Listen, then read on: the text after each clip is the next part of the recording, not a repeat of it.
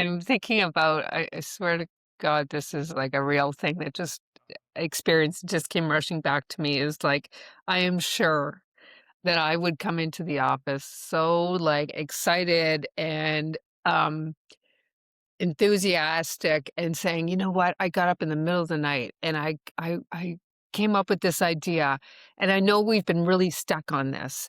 And I think I saw it. I think it's this and that and this and that and this and that.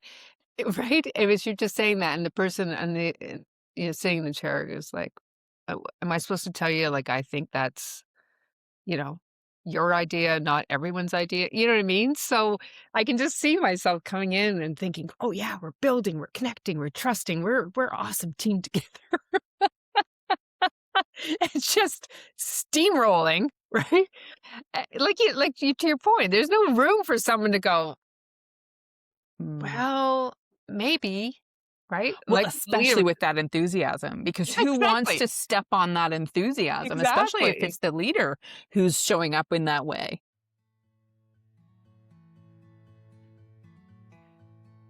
Hi, and welcome to the Pause Before You Lead. I'm Alicia Saint. And I'm Heather Haigh. Together, we've both led teams inside large organizations, and over the past decade, we've coached and partnered with hundreds of leaders and teams navigating complexity. We've seen, felt, heard, and supported leaders through the challenging and sometimes really messy parts of leadership. And while a lot has changed, many of the patterns that quietly take leaders off track just keep showing up. We work with leaders who don't want to lose momentum, but who know that clearer thinking is what makes momentum sustainable. This podcast is for leaders who are moving fast, leading teams, and making decisions under constant pressure. And leaders who know there's a better way to think, lead, and respond in those moments. Each week, we bring you real conversations drawn from our work with leaders and teams, where speed matters, stakes are high, and the quality of your thinking shapes everything. So in each episode, we're going to pause, just long enough to think more clearly, to see what's really going on, make better decisions, and build high-value teams. Whether you're listening before the day takes over, on your way to work, or in the middle of a full day, this is your pause without losing momentum. So, before we begin, take a breath and join us.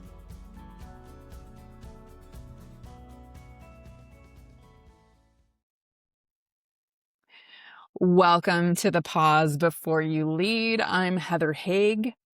I'm Alicia Saint. And this week we're talking about trust cannot be built where judgment is present. So join us. Take a moment to pause.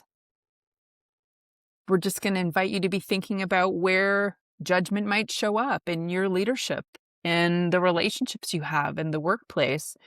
And let's kick things off with a bit of a story, because this expression, trust cannot be built where judgment is present, for me stands out. I'm going to take us back about 15 years now. And I had a mentor who used to say this in the training room when we were kicking off training for new wealth advisors building their businesses. And the essence of trust cannot be built where judgment is present at the time was very tied to sales, prospecting, building relationships with clients. And I kind of only looked at it through that lens at that time. What it has evolved to mean for me over the last 15 years is being able to see where judgment gets in the way of relationships in every aspect, particularly around leadership, and not necessarily an overt judgment, but more of a assumptions we can make in relationships where connections get strained. And when that happens, it's interesting how what could be a strong relationship can start to get diminished when someone feels like they're not being fully understood, like they can't bring their truth forward. into the relationship. So, Alicia, as I share that with you, what's sort of standing out when it comes to trust and the impact judgment has on it? Yeah, I think it's interesting when you started with just having a moment to reflect on judgment, and where how judgment and trust interact and intersect, right? And I think about this context that you were sharing, and as sales, that's my background too, right? In sales, everything was trust. Um, and yet there was so much judgment that showed up all the time because you're finishing your client sentences. You're constantly judging yourself and others, right? Through the conversation. So, yeah, I think when you say that, I think judgment or trust, right? They can really be interconnected here. It can show up if you think you're building trust as fixing, being too quick to fix, being too quick to make assumptions, jump to assumptions, quick to advise, interrupt. Wow, how about that one, right? Finish the person say, "Oh, I know exactly what you're talking about," right? And then you jump in, and yeah, and just pausing for a moment and realizing that, certainly as a connector, right, my pattern would very much show up like that. Like, I'm building trust here, I'm building connection, but actually at the same time, what you're actually doing is possibly building more judgment and less trust, less Oh. connection. Yeah. Huh. Mhm. Yeah, I love that you sort of brought in the lens of how we can think we're building connection, right? When we're communicating with someone and the excitement, the Yeah, energy that's yeah. I exchanged in get that. you get me. Yeah. Yeah.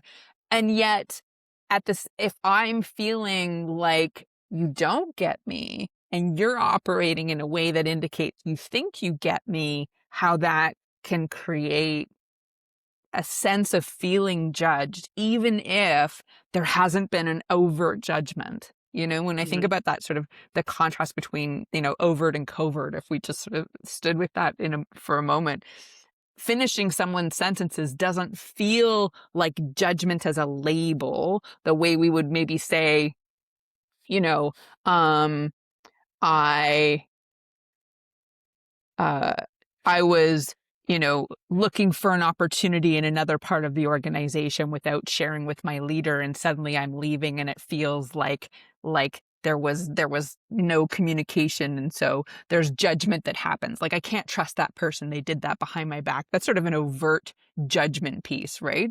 But a covert judgment is that I assume I know what's going on for you, and so I'm filling in the gaps. And I think that it comes from such a good place.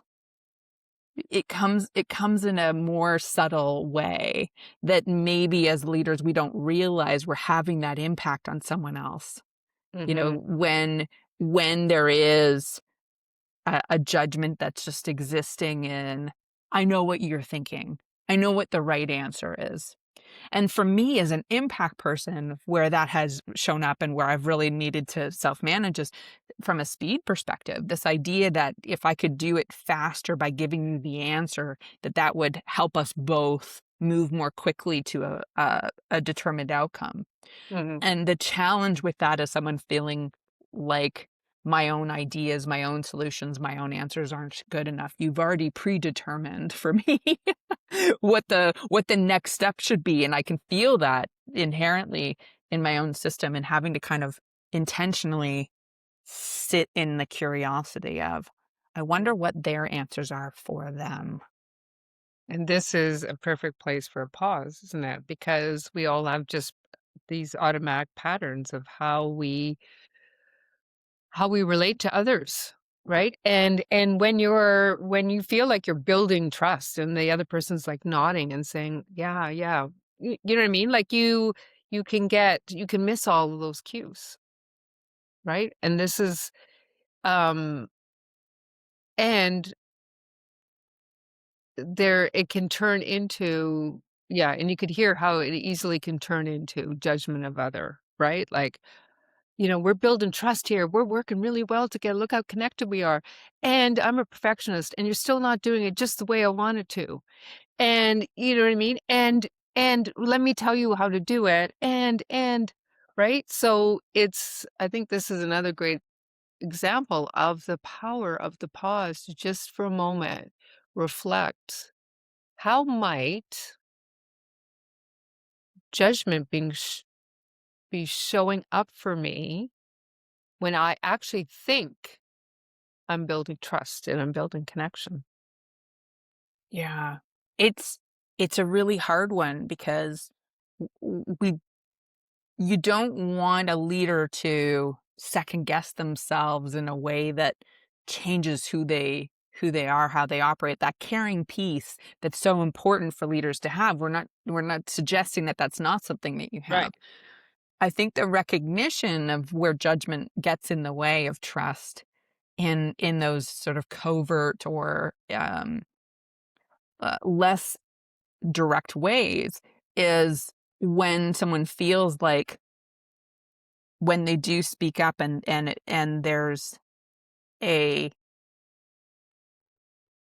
I wouldn't do it this way, I'd do it that way. Mhm. Or that's Sounds great, but yeah, that sounds great, but like the validating statement that then gets invalidated with the but and but it'd be better if you did yeah, this way. And so what just one more thing. happens Yeah, just yeah. one. So Yeah, what happens is that people slowly and almost quietly stop sharing openly because it yes. feels like if I do, I'm going to be judged. And again, it's not like a that's a terrible idea. I mean, we never hear leaders saying that, but it is the Civil. yeah, I like where you're going with this, but you Right, might want to consider. right. And the other thing that just as I'm thinking about this, Alicia, is the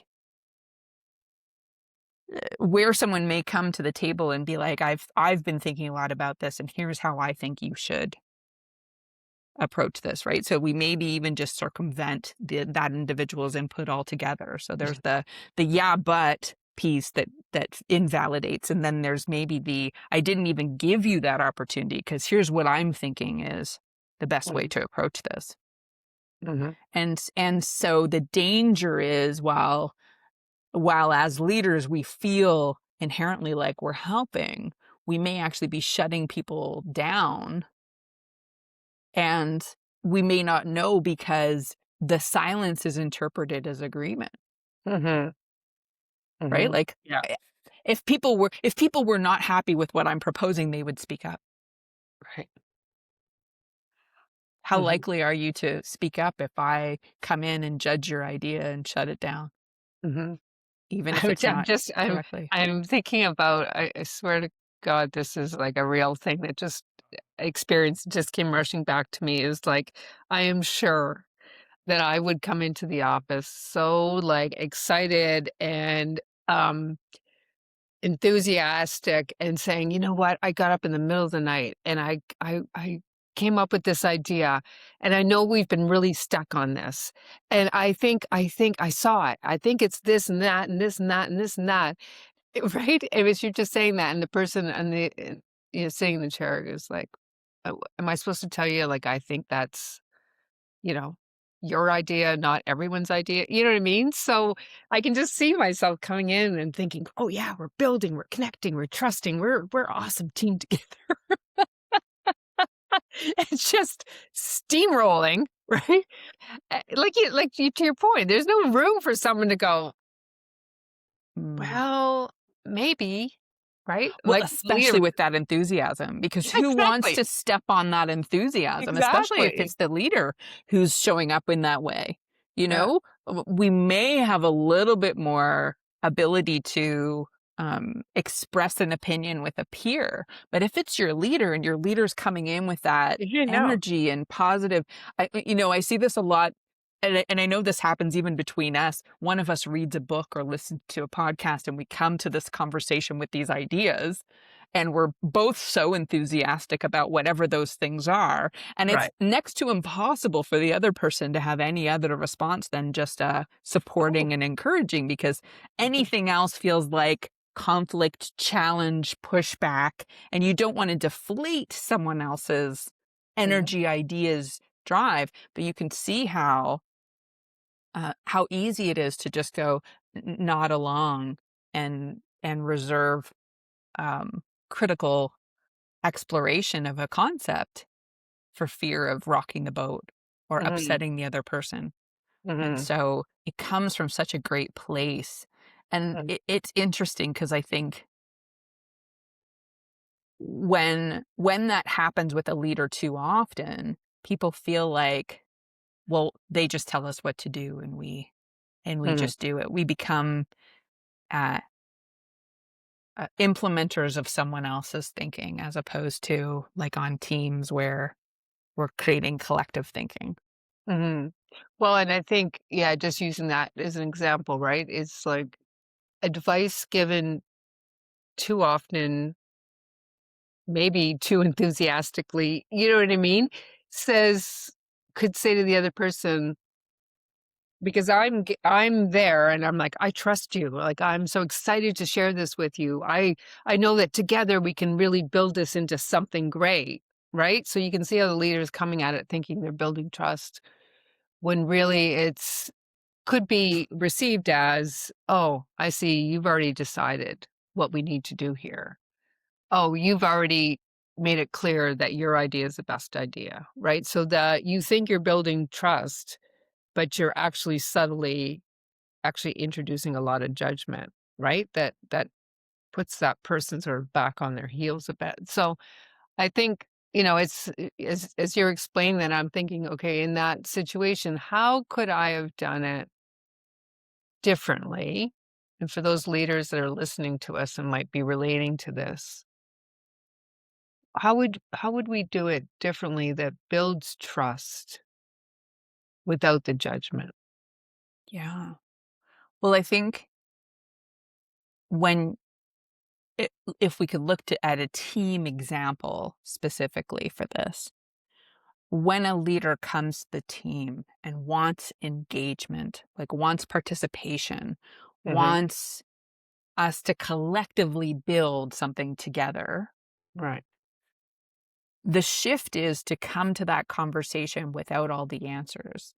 Like, Mhm. so you can have ideas as the leader, but if you lead with those ideas first, Yeah. who's going to challenge it? Yeah. So I think it becomes almost like a operating in a different order, which says, I can have this really exciting idea, but before I go there, here's the question I want to pose to the team. Mhm. And whether this is vision work, values work, like what's our purpose together, right? If I come and I tell you, here's our purpose, I'm so excited by this, who's going to say, well, is this the right direction for us? No one. So Mhm. it curiosity says, what's the question to pose to the group? And really, truly being open to all those ideas and no yeah buts. It's like, everything, every idea on the table is worthy of exploration. Mhm.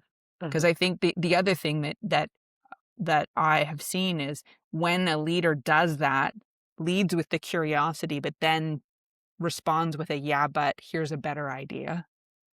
Yeah. The next Judgment time you try comes. and do that Yeah. again, it's not you've lost the engagement, so you've gotta be willing to really, when you show up with curiosity, truly receive it in an open, non-judgmental, all ideas are valid, Mhm. everyone's perspective is worthy. Like, it requires more of us, I think, as leaders to operate differently in that way. Mhm. What does that look like for you, Alicia? Yeah, and I'm just really thinking about it's that pause, right? It's that again, it's the self-awareness, right? And knowing that here I am Monday morning and I can't wait to share this wonderful, fantastic idea that I have, right? And so that moment of like self-awareness, taking the pause, knowing I'm going into the team meeting, right? And being able to manage myself, right? And I think this is a good place for us to refer to the judger and learner mindset, the Mary Lee Mhm. Adams work, right? Where if you truly wanna come in with that curiosity that you're talking about and with more questions, that's the learner mindset. So it's Mhm. coming I so starts with the pause, the self-awareness, the calming yourself down, the understanding the value of it's an exchange of ideas, it's not just my idea, and the risk. If I start with this enthusiasm, this excitement, and I had this brilliant idea in the middle of the night, I'm really literally shutting everything down. Really. Yeah. So it's, the learner is like, "Huh, that's a good idea. And where might I be able to add my idea versus lead with my idea, right? Maybe the powerful question is we've been working on this for, and I know we've all felt really stuck. What might unstuck feel like for us at this moment? It's a Monday morning. We've all had some rest over the weekend. Imagine you're by your pool where you were this weekend. Like, what would unstuck feel like? That more curious, that open, that come at it with from a different perspective. And then We listen for where you can maybe add some bits, right, of your idea. What do you I think? it's interesting because the pool, and I don't think this was intentional, but thinking about the pool almost as the metaphor a little bit, which is that sort of free flowing, Yeah. unrestricted, right? We're not rigid. Right. We're not evaluating. We're just in that receiving mode. And curiosity feels a lot like the free flowing movement in water. I Yeah. mean, that was just when I heard you say that, I had that instant sort Yeah. of picture come up in my mind. The other thing that I noticed is a slowing down of the pace of even Yeah. speaking, in that curiosity can create a slowdown, Mhm. right? Connection can happen in that slowing down, in that Yeah. sitting together in the space of the leader not always needing all the answers, but Mhm. sitting in that openness that says, like, I have an incredible team of very capable individuals in front of me, and Mhm.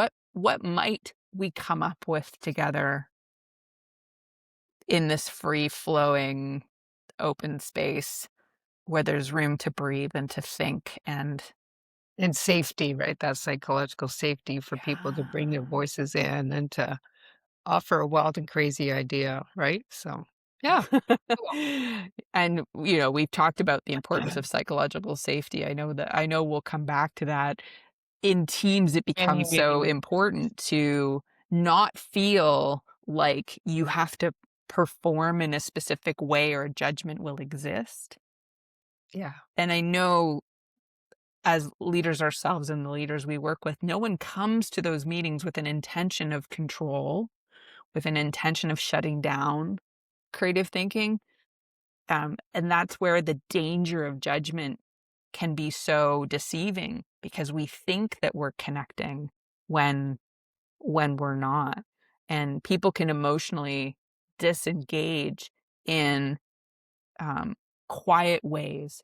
yeah, And it because it happens over time, we don't necessarily notice without really mhm, intentionally saying, am I showing up with some judgment right now? Like, what would that learner shift look like if I were to mhm, come to this conversation differently? mhm, mhm. Yeah, like you said, yeah, you just made a good point there. I don't think teams stop trusting all at once. It's a slow drip, right? It's the trust erodes quietly, slowly over time, over experiences. And yeah, and it's that opportunity to just pause and reflect and say, wow, why is it all, again, we can go into another topic, but why is it always the same two people bringing forward their voice? What's missing here?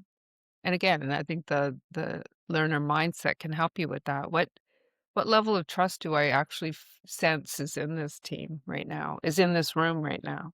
Mm, yeah. What's here and What's what here? might be missing? Yeah. And what's That sort of needed, and mm, what's my role in that? But that only happens, and I know this probably sound like I'm putting myself in the shoes of, when I was leading, and you just feel like, "Oh my god, I just don't have time for this." Right? And it's the remembering that the pause is a moment, but the impact can be immense, right? The Yeah. pause is the moment. Well, and I think this is when we really sort of say, how do we support the growth of trust versus the erosion of trust? And I like so that. if we support trust growing within the team, within our environment, with it, whether it's with our peers or stakeholders, whoever it is that we're Mhm, intentionally developing trust with, it's to recognize that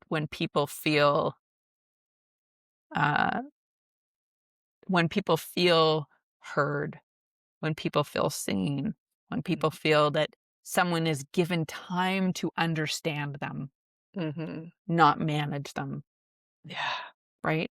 yeah, yeah, yeah, that moment to pause, that moment to make a choice, Hmm. to choose curiosity and that learner mindset over "I know." I can get it'll just be faster. Excitement, the enthusiasm sometimes. "I've got this figured out. I know what we need." Yeah. So that invitation for leaders joining us today to take a pause, to reflect, where might judgment be present? Where might curiosity support you in your next conversation? Thanks, Alicia. Thanks, Heather. Thanks for joining the Pause Before You Lead. If this conversation sparked something for you, share it. Because more leaders need space to think clearly in the moments that matter. Follow or subscribe so you don't miss an episode, and let us know what's on your mind. We shape these conversations for you. Before you move on to what's next, pause. Just for a moment.